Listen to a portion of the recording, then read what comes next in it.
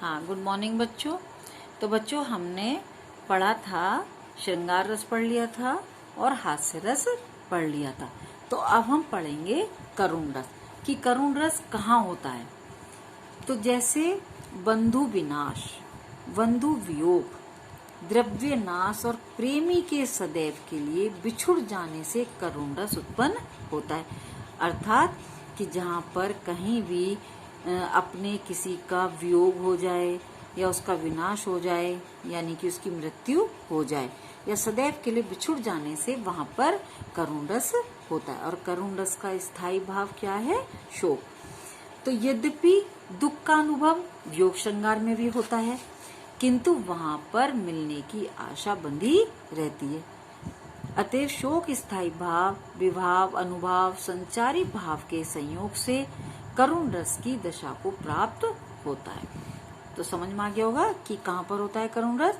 जहाँ पर किसी का विनाश हो जाए, वियोग हो जाए, द्रव्य नाश हो जाए या प्रेमी के सदैव के लिए बिछुड़ जाने की स्थिति में करुण रस होता है।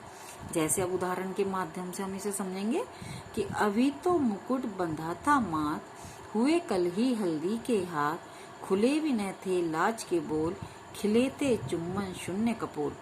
हाय रुक गया यही संसार, बना सिंदूर अनल अंगार, वात हत लतिका वह सुकुमार, पड़ी है छिन्ना धार।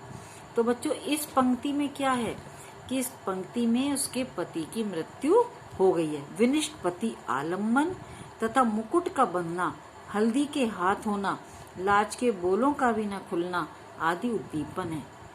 तो वायु से आहत लतिका के समान नायिका का बेसहारे पड़े होना अनुभाव है।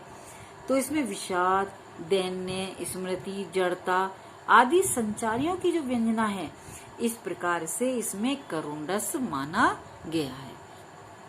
तो ये समझ में आ गया होगा कि जहाँ पर किसी का भी विनाश हो जाए, वियोग हो जाए, वहां पर करुण रस होता है और करुण रस का स्थायी भाव शोक है। तो बच्चों आप सभी रस में इनकी परिभाषा के साथ साथ उदाहरण भी लिखोगे और उसका स्पष्टीकरण भी करोगे। तो बच्चों अब आपके कोर्स में है वीर रस। अब हम पढ़ेंगे वीर रस।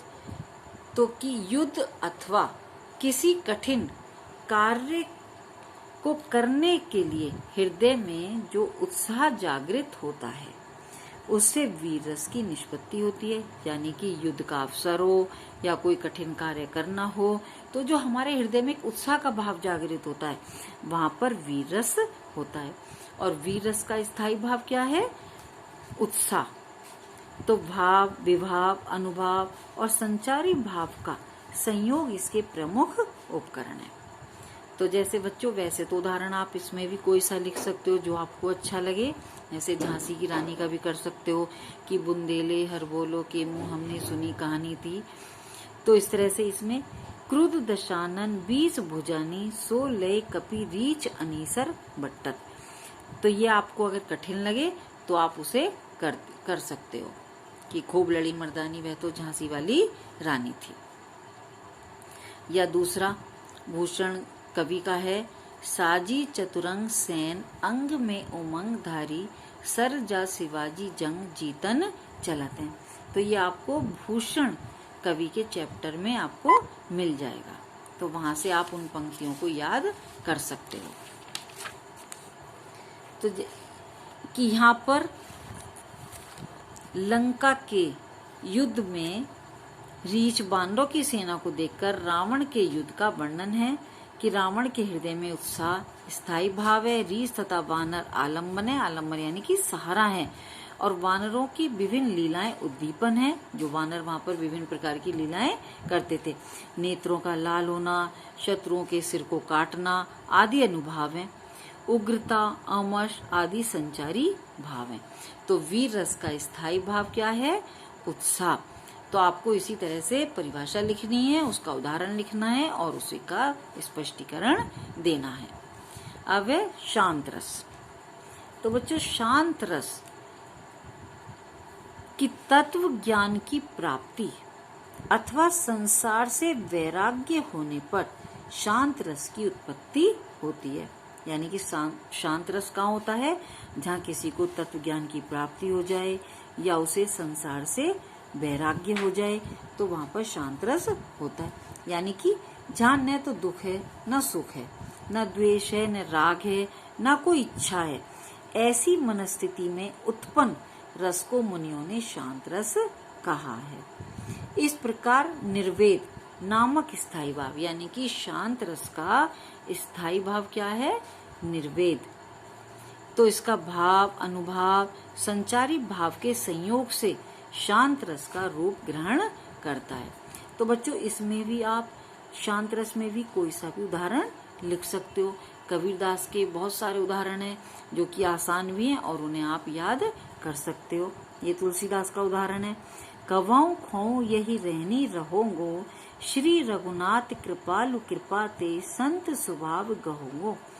कि मतलब तुलसीदास जी कहते हैं कि मैं ऐसी स्थिति में, इस माया रूपी संसार में ऐसी स्थिति में कब तक रहूंगा, यानी कि मुझे श्री राम की, कृपालु श्री राम की कृपा कब प्राप्त होगी और कब मैं सज्जनों के स्वभाव को प्राप्त करूंगा। तो बच्चों, आप शांत रस में कबीरदास का उदाहरण कौन सा? सतगुरु की महिमा अनंत, अनंत किया उपकार, लोचन अनंत उघाड़िया, अनंत दिखावन हार। तो बच्चों, इसे आप कर सकते हो।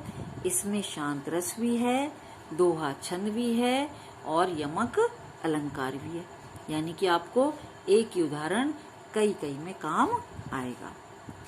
तो अब इसी पद का इसमें स्पष्टीकरण दिया हुआ है कि इस पद में तुलसीदास ने श्री रघुनाथ की कृपा से संत स्वभाव ग्रहण करने की कामना की है कि वे सज्जनों के स्वभाव को कब प्राप्त करेंगे। संसार से पूर्ण विरक्ति और निर्वेद स्थायी भाव है। राम की भक्ति, यानी कि जो राम की भक्ति है वो क्या है? आलंबन है। और साधु संपर्क, यानी कि साधुओं के संपर्क में रहना एवं श्री रघुनाथ की कृपा उद्दीपन है। धैर्य, संतोष तथा अचिंता अनुभाव है। निर्वेद, हर्ष, स्मृति आदि संचारी भाव है। इस प्रकार यहाँ शांत रस का पूर्ण परिपाक हुआ है। तो बच्चों, आपको ये शांत रस भी समझ में आ गया होगा। तो बच्चों, आपको सभी रस समझ में आए। आपके कोर्स में श्रृंगार रस, हास्य रस, वीर रस, करुण रस और शांत रस, ये आपके सामान्य हिंदी के कोर्स में केवल यही रस है और इन्हीं को आपको अच्छे से तैयार करना है। तो बच्चों, समझ में आ गया होगा आपको, और अगर कुछ समझ में नहीं आए तो मुझसे पूछ लेना।